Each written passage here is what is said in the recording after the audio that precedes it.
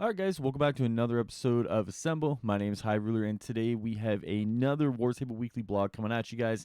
This one is number 35. So obviously a few updates I'm looking for. Obviously the big one is the Mega Hive. Let's see what's going on there. And then of course now with the dev updates, let's see what we got going on and see what kind of special information we may get out of this blog this week. So it starts off by saying, welcome to Marvel's Avengers War Table Weekly blog, where we'll give you the scoop on news, patch notes, marketplace updates, and more. Hi all, the Tachyon Anomaly event continues. What crazy comps have you enjoyed the most? What are your most mayhemy moments? What unique and special digital photos have you taken? Already you've shared with us so many amazing pics and vids. Thank you. We love to see them. Keep it up. This week's Intel build is Miss Marvel, which captures Kamala Khan's intrepid spirit that inspires heroes and fans alike. Check out the build here. Okay, cool. Development updates. We're almost ready to give you details on what post-level 50 progression means. We want level 50 heroes to continue gaining XP, but in a more focused way that allows for further customization. We're working on ways to allow players to be able to select the number of companions that come with them on missions, more updates to follow. In our tuning of Omega level threats, one thing we want to address is the ability to one-shot kill bosses and ensuring that the fights are challenging to high power level heroes. Yeah, one-shot builds are seemingly going the way of the bird. See ya. So this is Developer Spotlight. We're kicking off the Dev Spotlight with Morgan Gray, our lead game director. He sat down with us virtually, of course, to let us in on some fun facts about himself and what it's like working as a game dev at Crystal Dynamics. So, question, can you do a quick introduction to who you are and what you do on the team? So he says, I'm Morgan Gray, lead game director. I work with various creative leads and team members to help make sure our game development is collaborative and focused and our games are interesting and fun. What other games have you worked on? Too many to name. Tomb Raider, which is Legend, Anniversary, Rise, X-Wing vs. TIE Fighter, X-Wing Alliance, etc. So, question, what got you into your field? Doom maps. I've always coded games since I was very young. The mid-90s modding scene led to a job in QA, which led to a job in design, and then things continued from there. Question 4, what's one thing you could talk about that you helped implement into Marvel's Avengers? So he says, games are collaborations amongst developers. In my role, I'm lucky to have gotten to work closely with almost everyone on the team across various studios, which has been a treat. What's one thing you can talk about that you helped implement into Marvel's Avengers? Games are collaborations amongst developers. In my role, I'm lucky to have gone to work closely with almost everyone on the team across various studios, which has been a treat. Question 5. What do you wish everyone knew about game development? So he says, people compare games to movies looking for the big director or the big screenwriter. The analogy is close, but only if you really focus on every role on a game team, like key costumes, set construction, audio, editing, production, design, security, legal, camera work, craft services, location scouting, contract negotiating, lighting, carpentry. You get my point. A finished game is the result of contributions of everyone involved, all of which give shape and substance to the final experience. Question 6. What is your favorite thing about working at Crystal Dynamics? I get to work with some seriously talented, funny, and smart people where we make pretend experiences for people to play as a break from real life. It's a gift. Number 7. Can you give our community a hint of what you're currently working on? Everything on our current roadmap and beyond. Question 8. If you could give a prospective future Crystal Dynamics employee one bit of advice, what would it be? Treat game development like it's a craft, not just a job. A development team at its best is a collection of highly skilled and talented people who are choosing to work together to create something bigger than they could on their own. Like musicians in an orchestra versus in a band or solo on the street.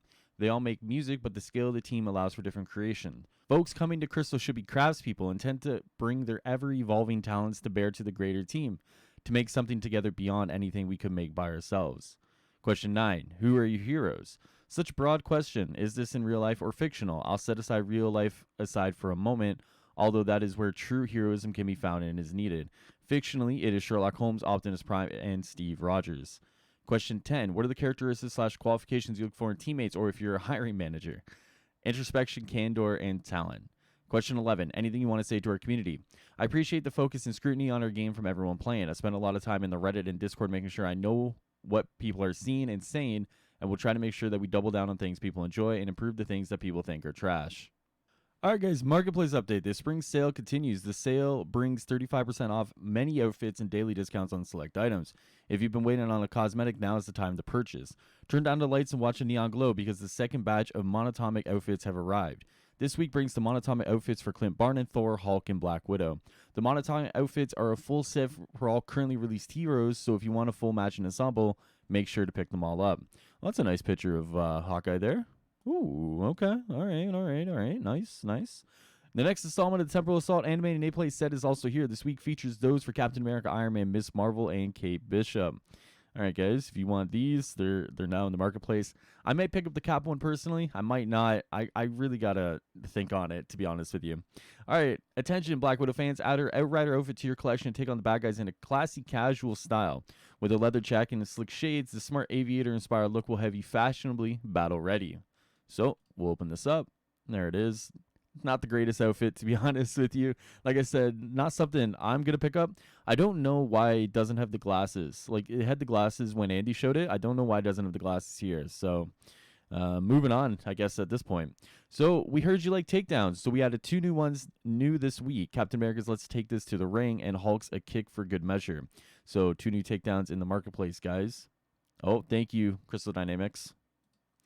This week's free marketplace offering is Kate Bishop's KB069 nameplate. Be sure to pick it up. So there you go. You want a free nameplate, guys, for Kate Bishop. Boom, right there. All right, Community Spotlight. Community Challenge. Team up with the global player base to meet mega goals and unlock rewards. The goal is to kill 15 million drones. The reward is 500 units. Community Spotlight. Check out this week's Community Spotlight featuring some moody shots of Clint Barton because cool guys don't look at explosions or cameras. That's actually true. So we got one here by Tom Pritch 101. You got one here by Nerdverse. And then Gaming Avenger right here. Cool. All right, guys. Weekly updates, priority missions. Priority missions have modifiers that would challenge even the toughest superhero. Your first weekly completion of these missions earns a unique gear you won't find anywhere else. Global presence. Minimum power level 25 is a +3 power level offset. Modifiers are heavyweight capacitor and overshield with guaranteed reward being epic gear. Next is Private Eye. Minimum power level 120 with a +5 power level offset. Modifiers, Maelstrom, Goliath, Oasis, and Scourge. Guarantee reward, Polychron, and hero-specific gear. Priority Harm Challenges. Priority Harm Challenges have additional modifiers from Word Comics that increase your collection and boost your stats. Weekly first completion reward, Thor, God of Thunder, 2012, number 3. Minimum power level 15 challenge, your modifiers are Oasis and Torpedo.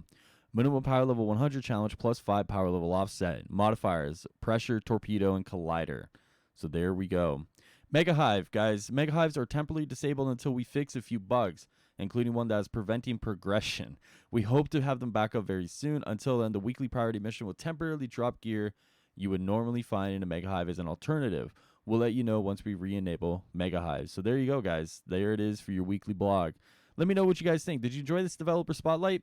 To be honest with you, I really thought they would talk a little bit more about what's going on in the game in a developer spotlight or what their role within the game is. So obviously with a lead game director, I would love to know, give me some experience that you've had working on, you know, the campaign, the multiplayer, the 2 operations, maybe how your work has changed going into the expansion coming out later this year.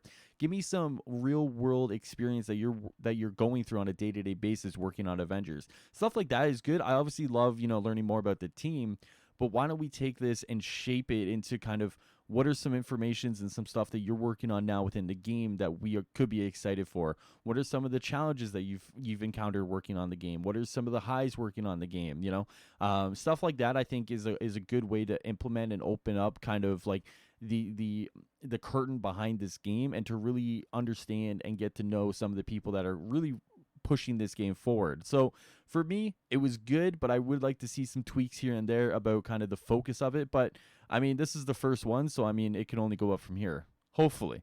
So with that being said, guys, obviously this was in your weekly War Table blog, number 35. Let me know what you guys think down in the comments below, and I'll see you guys next time here on the channel. Later, guys.